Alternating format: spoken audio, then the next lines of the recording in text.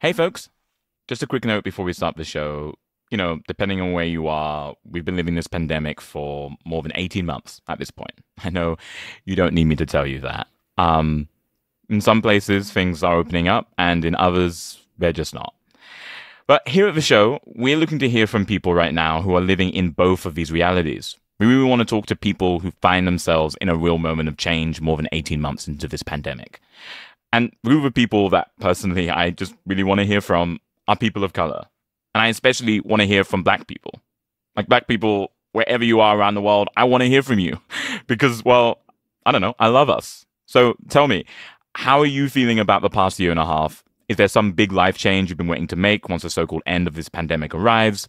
Write to us, let us know at replyall@gimletmedia.com. Once again, that is replyall@gimletmedia.com. And please use the subject line 18 months in. Okay, let's start the show.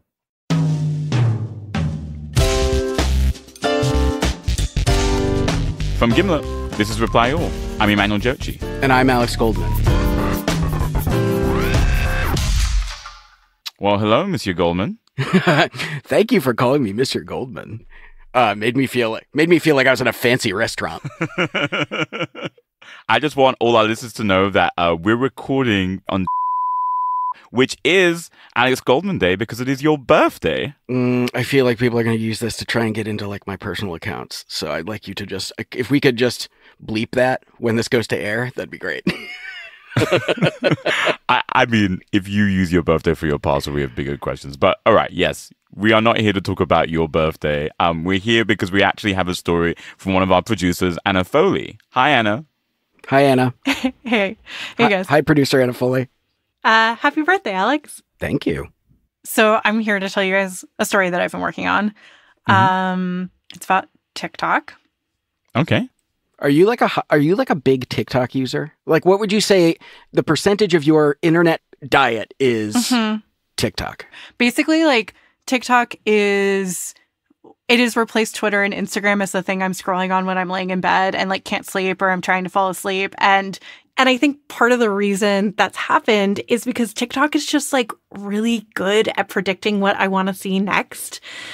So for people who like maybe haven't used TikTok, basically the way it works is you just open the app and it immediately shows you a video. You don't have to search for anything. You don't have to really necessarily even follow anybody. It just recommends you one video after another. It's like standing under a waterfall of short videos and just letting them wash over you. Yeah, I think it is kind of like that. As you're watching all these videos, with each swipe, basically, like TikTok is able to like zero in on exactly what my interests are, sometimes creepily so. Wait, what do you mean? I mean, just like compared to other places on the internet, like Instagram and YouTube and Twitter, I guess, TikTok is able to serve me videos that are so specifically tailored to things about me that like I know about myself and like maybe you guys as my coworkers and friends know about me, but like TikTok has no right to know in a way that I'm just like, how on earth is it doing this? I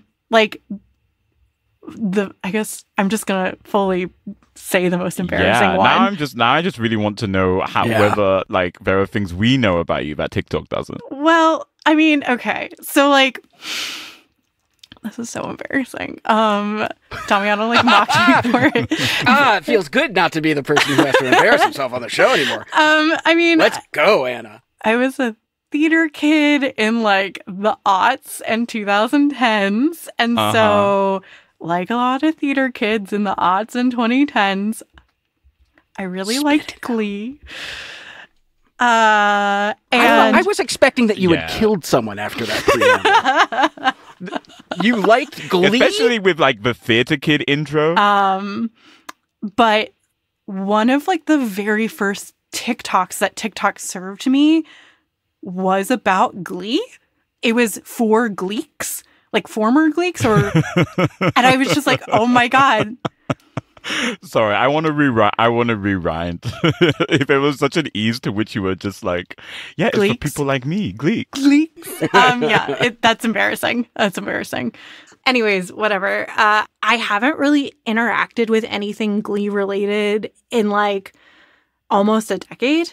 And then suddenly I'm just like scrolling through TikTok and it presents me with like this extremely niche Glee joke. But like, how did TikTok know that I would get this joke, you know?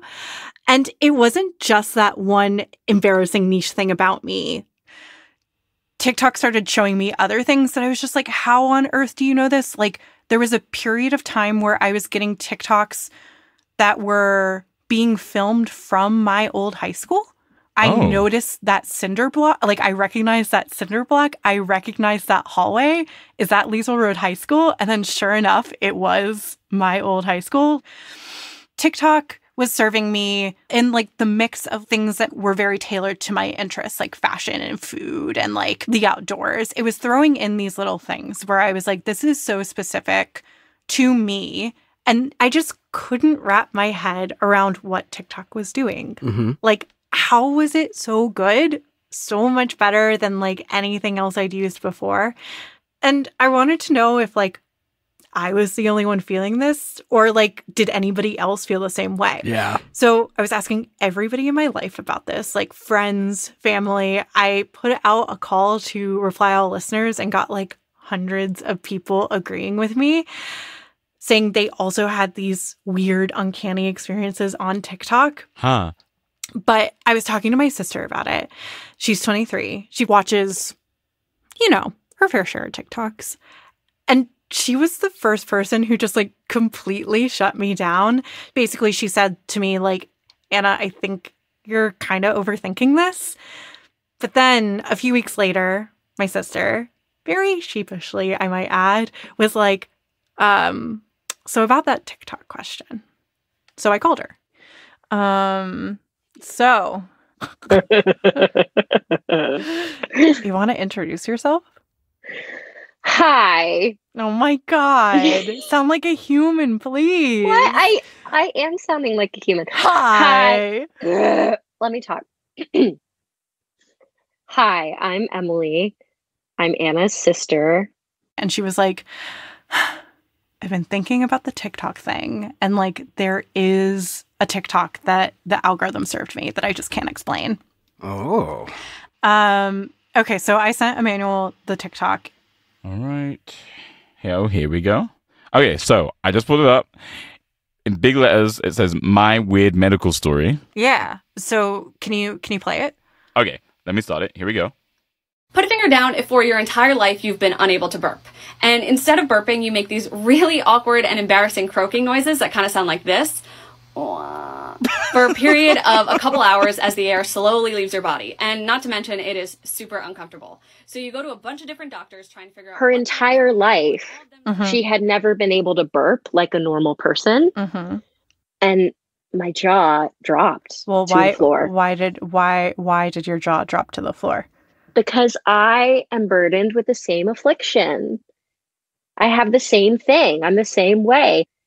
So my sister is like the exact same way as the person in this TikTok. She's never been able to burp. Wait. Just to back up. Yeah. There are people who can't burp? Yeah. Well, listen, the urban legend is if you give a seagull Alka-Seltzer and they will explode because they can't burp. Now, if your sister can't burp, you guys don't know about this? This is for years. My entire life, people have been like, give a bird Alka-Seltzer, give a seagull Alka-Seltzer and a piece of bread and it'll fly away and then explode. Obviously not true. Why? And also, I would never try it because that's sadistic. But your sister would explode. It's impossible that she can't burp. It's crazy. It's giving a bird Alka-Seltzer crazy. I mean, my sister is definitely not a seagull.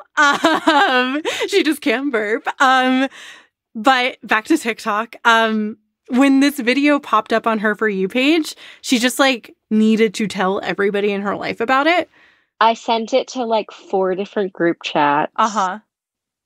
I sent it to my best friends. I sent it, I believe, to you. And then I just watched it like 4 times. With every time were you just like noticing, like what were you learning something new every time, or were you just like shocked? I was just sitting in the feeling.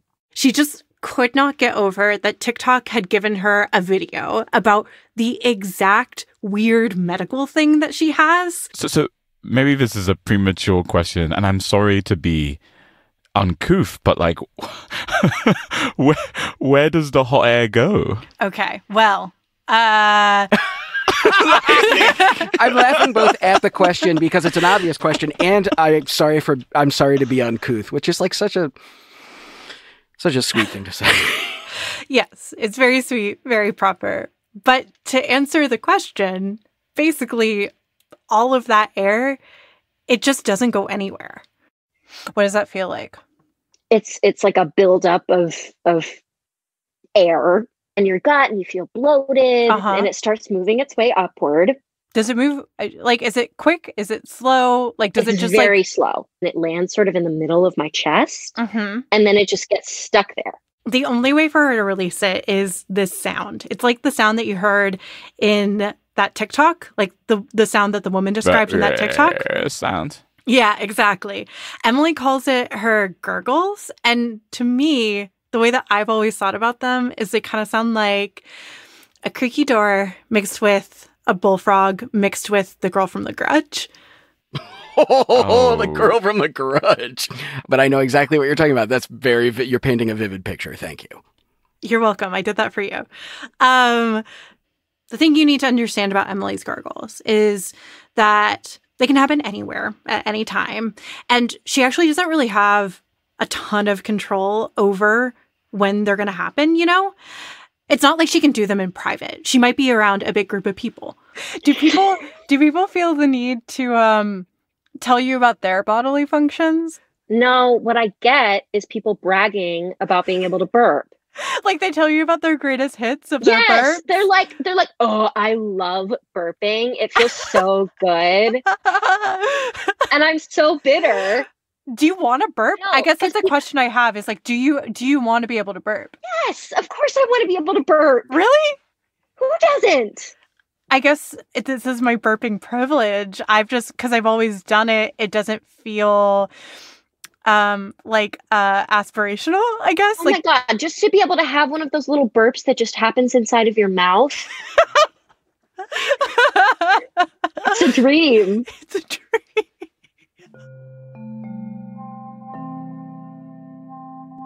Honestly, like before I talked to my sister about this and before I started working on this story, like the fact that my sister couldn't burp, it was just kind of like something I would sometimes talk about at parties. Yeah, it's like a piece of trivia. Exactly. And everybody would always just be like, whoa, what? But talking to her now, it was actually one of the first times that like I wasn't only focusing on the fact that it was like funny or quirky, but I was starting to understand how hard it can actually be for her, the inability to burp. Oh, like it's actually not, like a difficult thing for her. It's not just that she can't do it. It's actually a kind of shit time. Yeah. Like a minor gurgle actually feels kind of nice. Uh-huh. But a painful one, it's like a burning sensation in my chest. So in addition to having this like insane bloated feeling like I'm going to explode in my gut, I have this burning sensation in my chest. Yeah. And then I'm not very much fun anymore. It's especially hard because she's a singer. And when she's up on stage, she's just like wondering and worrying, like, am I going to gurgle in the middle of a song? And if I gurgle, am I going to lose control of my voice? Oh man. Yeah, that would make me really anxious. Yeah. And she never actually met another person with this problem, with this no burp problem. And so when she was like watching this video on TikTok, it was the first time in her life that she saw someone say like, hey, I have this too. It was like Emily had just stumbled across proof that like what she was suffering from was real. And so like when my sister, she like got this on TikTok of all places, she told me that it almost felt like fate.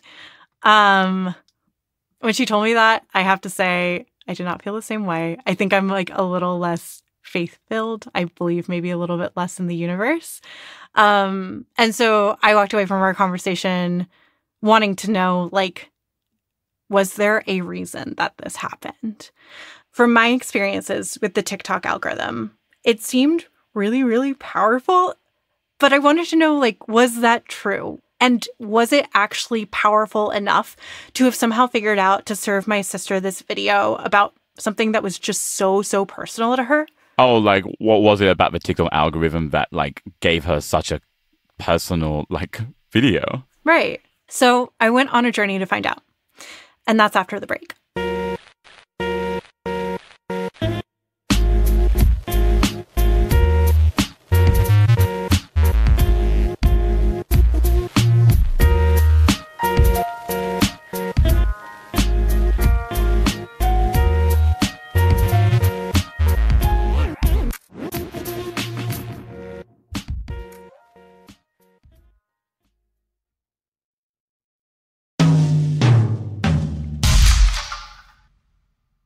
Welcome back to the show.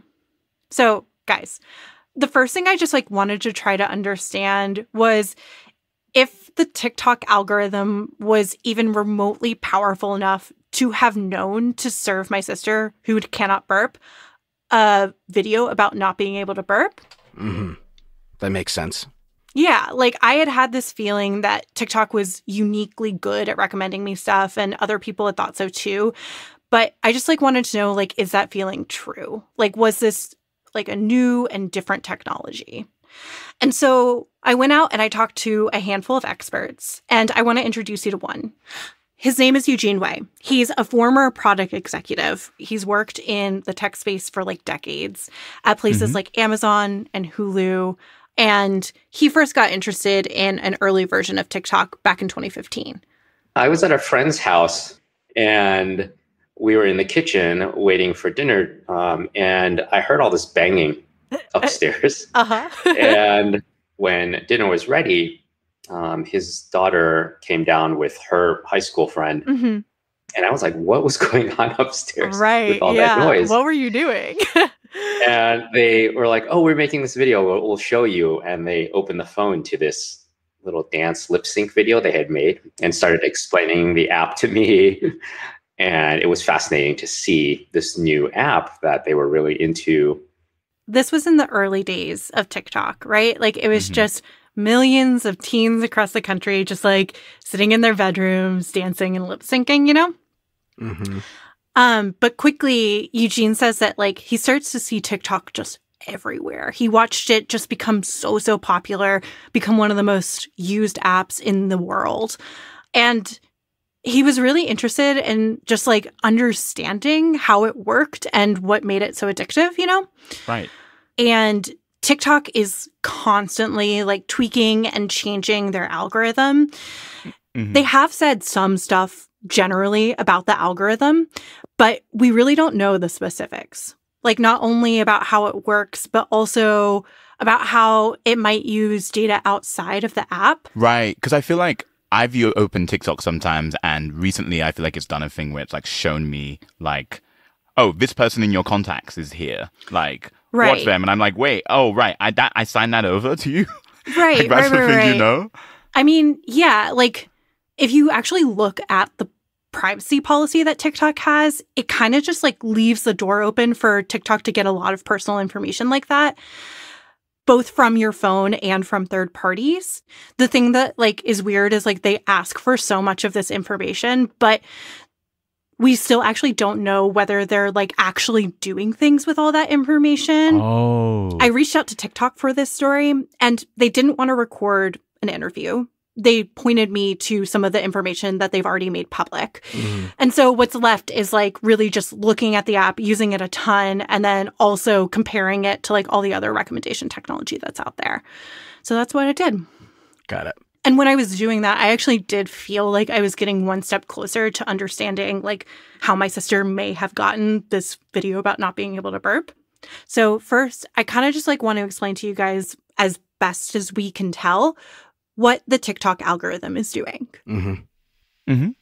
So according to the experts that I talked to, when somebody uploads a video to TikTok, that video is going under a microscope where the algorithm is looking at it and scanning for what's in the video. Some experts, including Eugene, call them attributes. It's things like, is there a dog at 32 seconds in?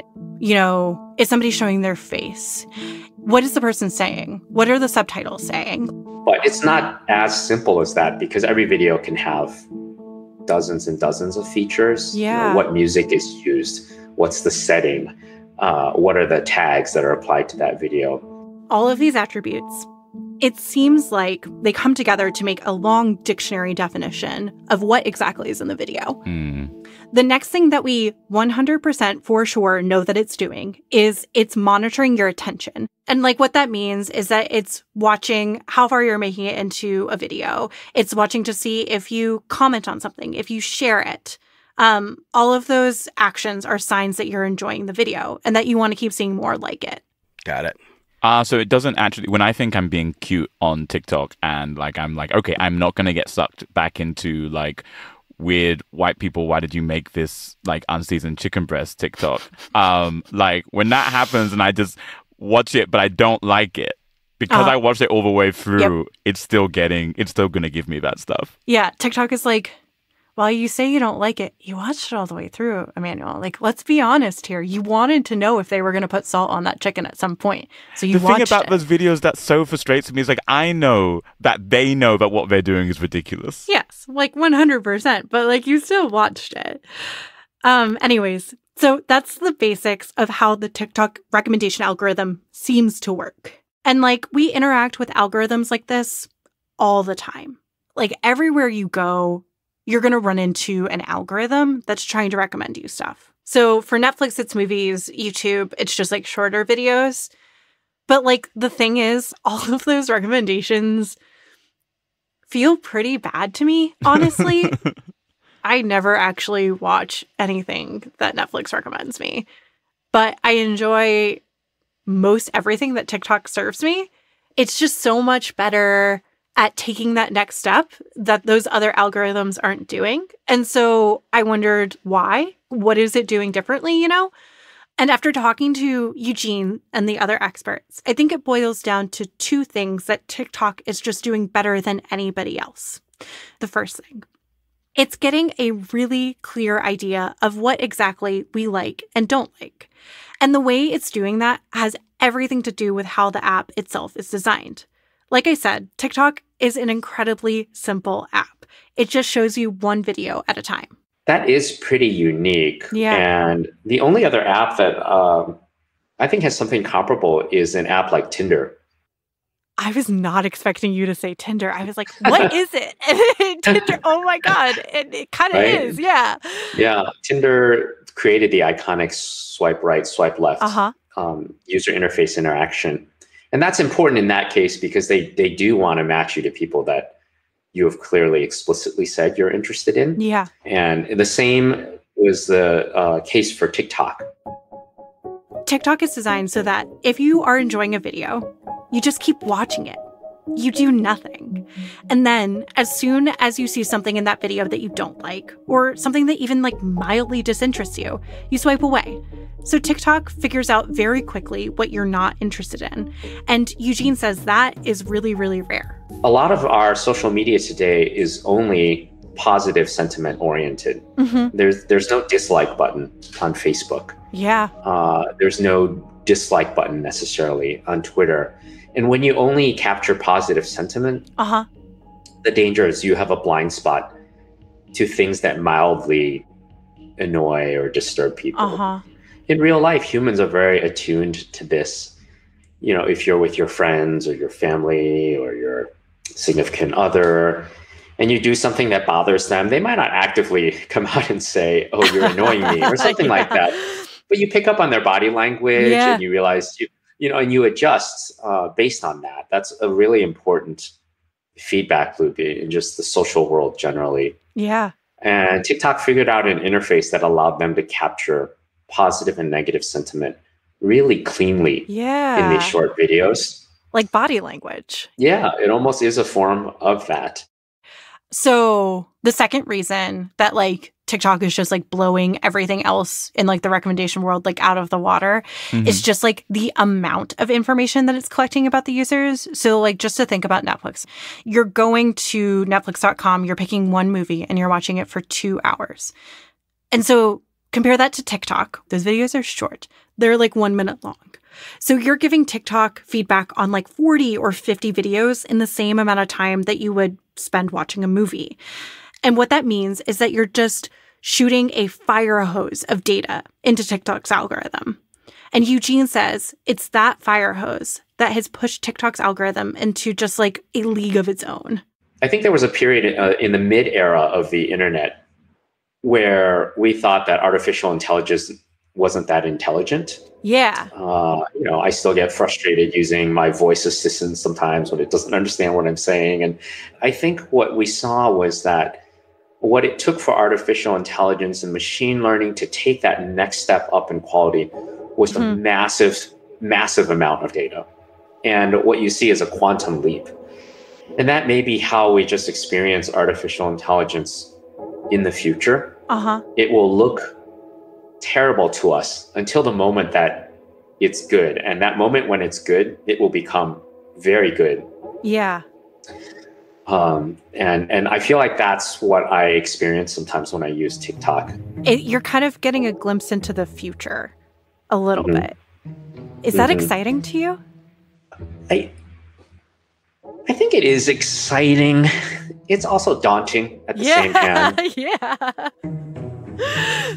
What I learned about the TikTok algorithm from talking to Eugene and like all of these other experts is that it's uniquely good at quickly and accurately figuring people out. Like understanding what we like and what we don't, and then predicting what we'll enjoy next.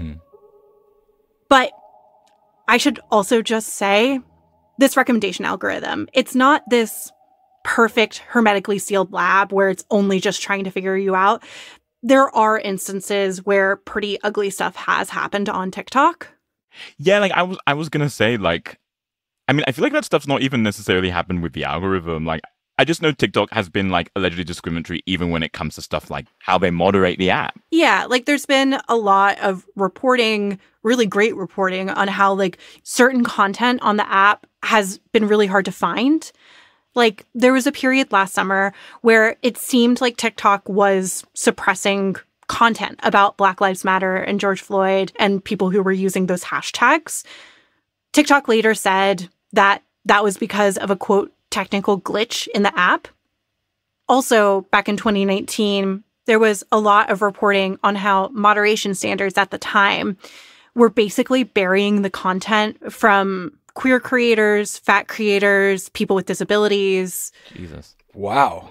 Yeah, all that to say, like, this recommendation algorithm, TikTok's, it's anything but perfect. And yet it is like, even though it seems to be doing some really heinous stuff, it does also at the same time seem to be doing like a good job of like really picking up on what you're looking for, even with all these filters and stuff on it. It's really, I mean, it's just really complicated. But the thing is, I still had this question, right? Which is, what did it know about my sister that it knew to serve her this video about not being able to burp? Right. But the problem is, like, at this point in my reporting, I actually didn't know that much about, like, the actual inability to burp, like the condition itself. And so I went to someone I thought could help me. Hey, Brittany. Hi. How's it going? I just got out of the shower, so my hair is drying. So no worries. This is Brittany Sangaciano. She made the original TikTok video that my sister saw.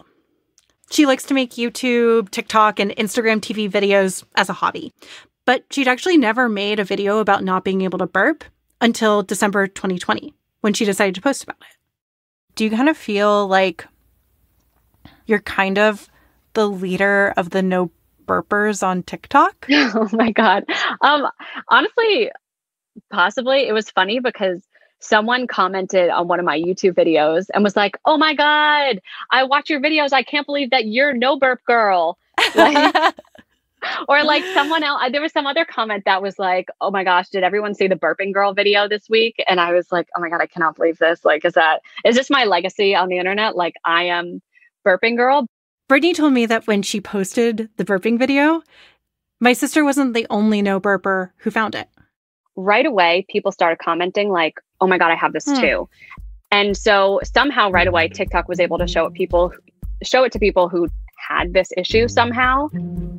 And right now it has over 7,000 comments. The vast majority of them being, oh my God, I have this. So that was kind of mind blowing to me. And that's part of the reason that I think it blew up. Like, I really do think that most of the people who watched and liked the video did have the no burp issue. Brittany had not expected this response at all. But when I was talking to her about it, it actually made me think of something I learned when I was reporting on the algorithm itself.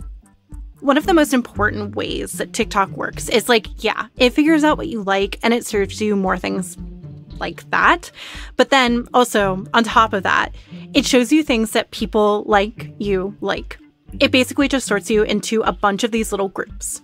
And that's why on TikTok, you get all these like highly specific subcultures like book talk and IBS talk and thrifting talk. So I wondered, did no burpers have something in common that TikTok had managed to figure out and put them into one of these little highly specific groups? And I thought Brittany might understand the most about the DNA of this little no burp subculture on TikTok because she had kind of started it, you know? And it turned out that like she'd been thinking about it as well. And she had some theories. And they were theories that I was curious to try out on my sister. So I called Emily. She was at home watching my parents' dogs. Should I start recording? Yes, start recording. Do you want me to go tell the ladies that I'm busy being a podcaster? No, well, I'm sure they'll stop eventually. Will they, though? I told my sister about Brittany's first theory, and it had to do with like how Brittany had become a no burper in the first place. Basically, as a kid, she had had a really bad stomach bug, and because of that, she developed emetophobia, which is the fear of vomiting. Basically, like the way that it like no burp manifested through that is like her body basically decided that things can go down our throats, but not up. And so Brittany theorized that like maybe this origin story is just a lot more common. And she'd actually talked about emetophobia in like some follow-up TikToks. And so she thought maybe the algorithm had served this video to people who were watching other emetophobia content on TikTok. And so I asked my sister about that, like if she thought that that held any water. Right. Do you have a fear of vomiting? No, I can't think of any really like traumatic vomit events that I might have had that would have caused that. So that doesn't explain why you got it. No. Emetophobia like might be the reason other people got this TikTok, but it wasn't true for Emily. So the next theory, Brittany's next theory, it had to do with her TikTok account. So originally Brittany's account like had nothing to do with no burp, right? It was actually all about curly hair. Brittany has this like voluminous, beautiful, healthy like mop of curls. Is your curly hair limp, frizzy, or just not looking right? I'm here to tell you what you might be doing wrong. 9 times out of 10, when people reach out to me, and so like all of her videos are like very fun. Like, use these products. This is how you should wet and dry your hair. Like, this is how many times you should be washing your hair per week, you know, like to get the best curls. And that content was primarily consumed by women. And when she was looking at the response to her one no burp video, she noticed it was like mostly women who were saying they couldn't burp, which made her wonder if women were more likely to be no burpers. Is there any good information on that? It's just like kind of hard to tell because like there's a bunch of different like outside factors that could be like muddying the data on this theory, right? Like it could be that like more women are commenting because more women are actually no burpers, or maybe it's just like women are more likely to be served Brittany's content because she is a beauty TikToker whose content is interesting to women, you know? Right. And so like the beauty idea, the beauty theory, I thought that like maybe seemed like a possible answer to why my sister could have gotten this video. My sister does not have curly hair, but she loves makeup and skincare and like beauty. Maybe it is a possibility that I searched how to see if your hair is really secretly curly on TikTok. We can look at your searches. I don't know if you guys know this, but in the course of reporting the story, I found out that you can actually download all of the data that TikTok has on you. My question is, can you actually ever do anything with that data? I feel like I once downloaded a bunch of Google data and then couldn't open it. Yeah, I just remember doing that with other sites too, Emmanuel, and being like, none of this is that interesting. But like TikTok's, it's nuts, you guys. They have a list of every video you have ever watched, every video you've ever liked, every search you've ever made. Oh, wow. Can I read you your searches, Emily? Yeah. You've searched. No. Okay. I'm not gonna. Okay. I'm not gonna read people's names. You've searched a lot of people's names. So you searched "Burn for You," "Sing," "Daphne." I like that one. Which is the musical that Bridgerton. I burn for you. Yep. Yeah. Then you searched baking, nail talk, dip powder, Michael, you poor sweet thing. Olive in June. Olive in June is a nail polish company.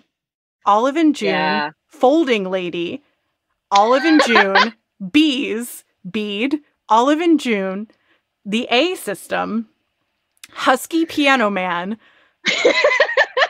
Olive in June, DoorDash. Emily obviously searches for a lot of Olive in June, like a lot of nail polish. I was completely surprised. I did not realize that. And to me, when I saw that, it kind of supports the theory that TikTok could have sent this video to my sister, not because it knew that she was a no-burper, but because she likes beauty products and beauty videos, which is what Brittany made before she ever did any of that no-burp stuff. Oh, so it was just sort of like a coincidence where it's like, TikTok's like, okay, Brittany, this person is a big beauty person. Emily likes beauty stuff. And it just so happened that the video, like, it sent her because Brittany, instead of making, like, a makeup video, chose to make a no-burp video, like, was about no-burp. That's the theory. But there's something kind of unsatisfying about that. And it's what's unsatisfying about any theory about why my sister got this one video, actually, because, like, TikTok is like this black box, and it gathers so much information about you. And what that means is it's actually really hard to disentangle why it's giving you any one video in particular, you know? Yeah. Yeah, totally. I feel like unless you work at the company, and probably even if you do work at the company, you're not going to be able to follow the breadcrumb trail of recommendation to figure out exactly how someone gets something.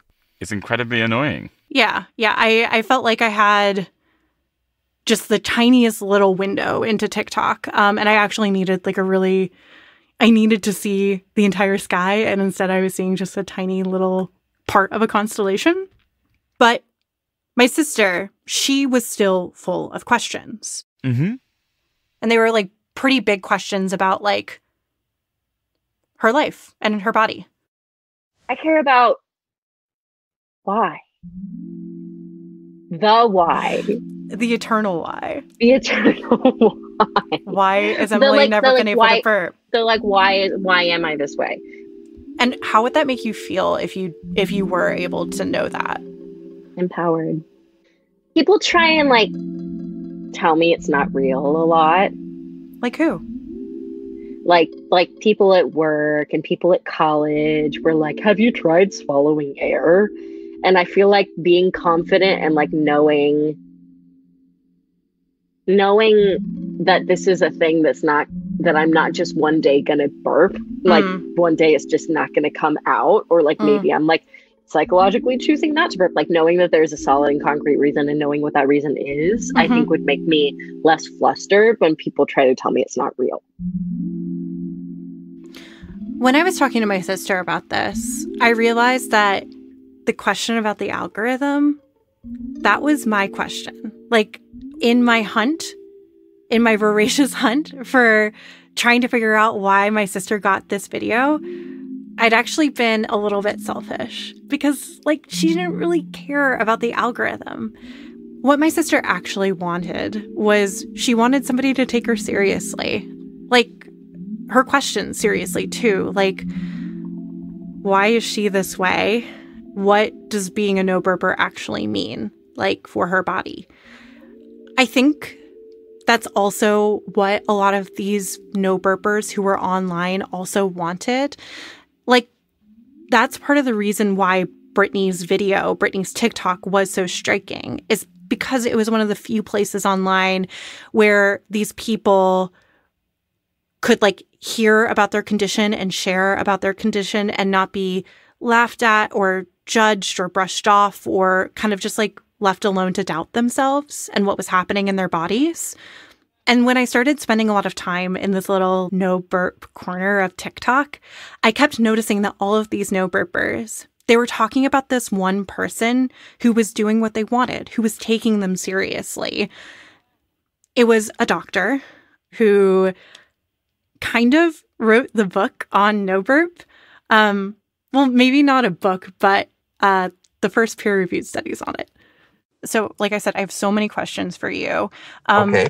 This is Dr. Robert Bastian. He lives just outside Chicago, and he looks exactly like he sounds, down to the white hair and wire-framed glasses. Can you tell me what type of doctor you are? Sure. I am trained ear, nose, and throat physician, but for all my career, basically, I've been just a throat physician. So I'm subspecialized in laryngology. Did you know that's where you wanted to end up? Like, you were like, I want to study the throat.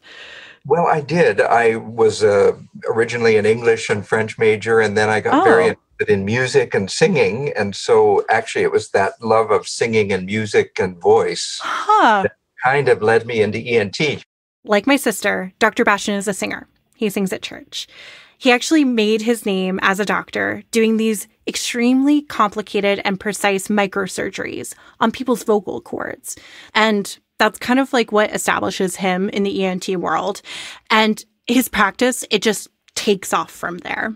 He actually starts a website called Laryngopedia, which sounds super scientific, but it's actually just a very nerdy mashup of the type of doctor he is and the word encyclopedia.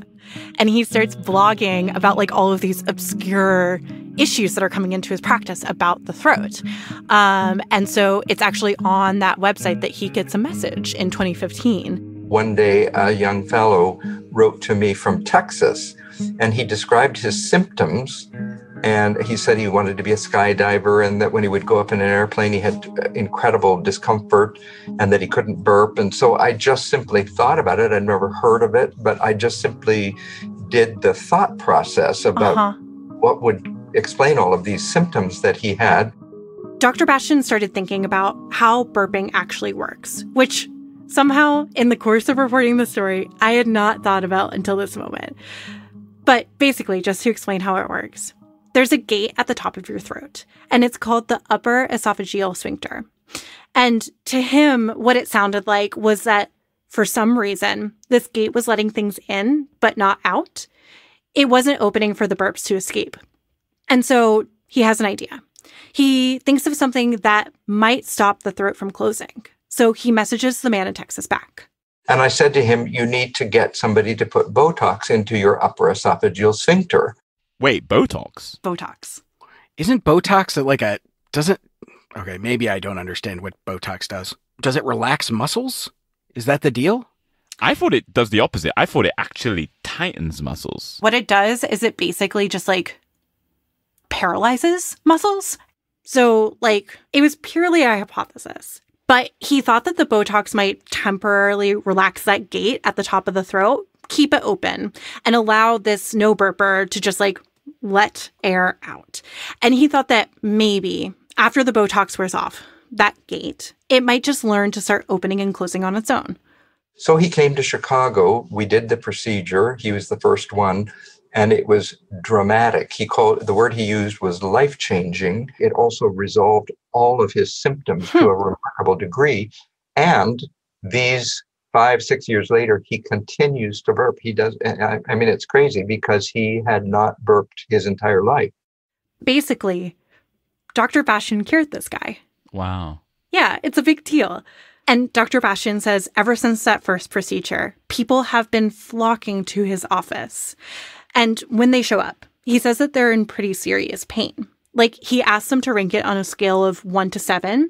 And he says that the majority of them rank their pain as a 6 or a 7. Ooh. Oh, wow. So, like, really, really, really going through it. And now, by this point, Dr. Bastian has performed this same surgery hundreds of times. So if he is doing this no-burp Botox injection, does no-burp actually have a scientific name besides no-burp? This is true. It does. It does.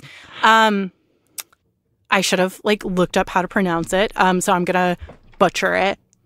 So he's the one who came up with the name for this, and it's called retrograde cricopharyngeal dysfunction. Huh. RCPD for short. I gotta say, aesthetically, it's a lot more pleasant than no burp. I mean, I kind of like no burp, but anyways, Dr. Bastian, he's only been studying this since 2015, so all the research on it is relatively new. There's still a lot about RCPD that we don't understand. Just to say, from his experience, though, he doesn't think that women are more likely to get RCPD. He says it seems pretty evenly spread across sex, race, and geography.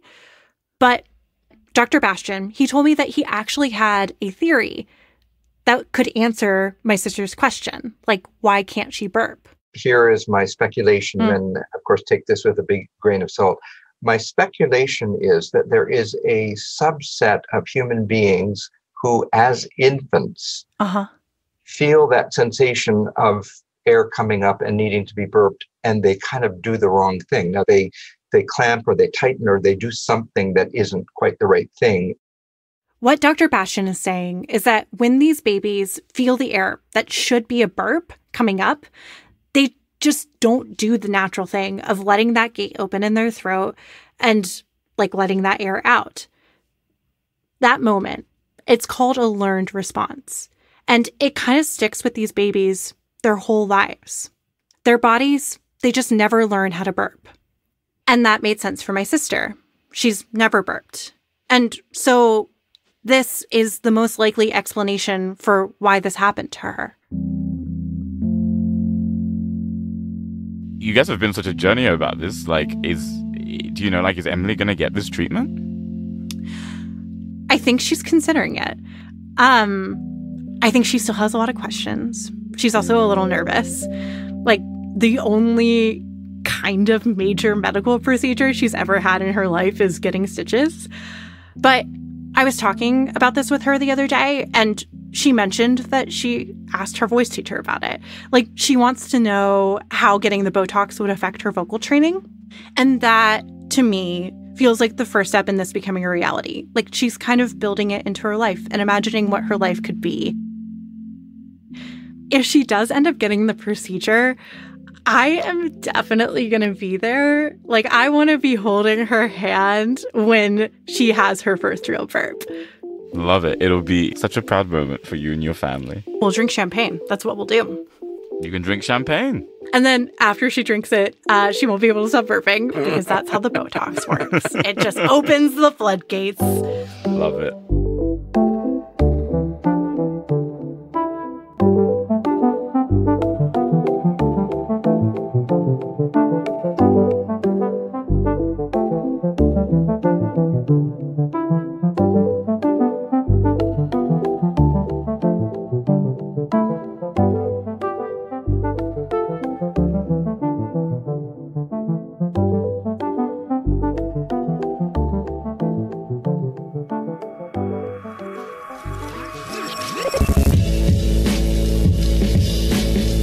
This episode of Reply All was produced by Lisa Wang, Fia Benin, me, Anna Foley, and Hannah Chin.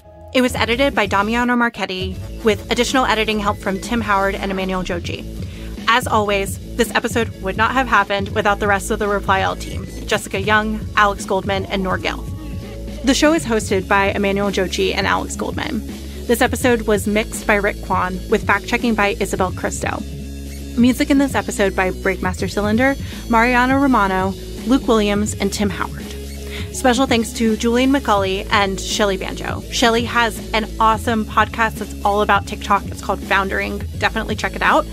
Also, thanks to Saba Kanejad, Jillian Ripmeister, Tom DeLuca, Ian Jones, Lauren Cooley, Corinne Jones, Claire Cox, Matt Schultz, Gabriella Bulgarelli, and all of the listeners that wrote to me about their TikTok experiences. Thank y'all so, so much for listening. I think that something that we've all been feeling on the show right now is just a lot of appreciation for everybody who's tuned in during these last 8 weeks as we try a bunch of new stuff on our show. We're going to take a short break to keep working on our next batch of episodes. So until then, take care. We'll see you in 4 weeks.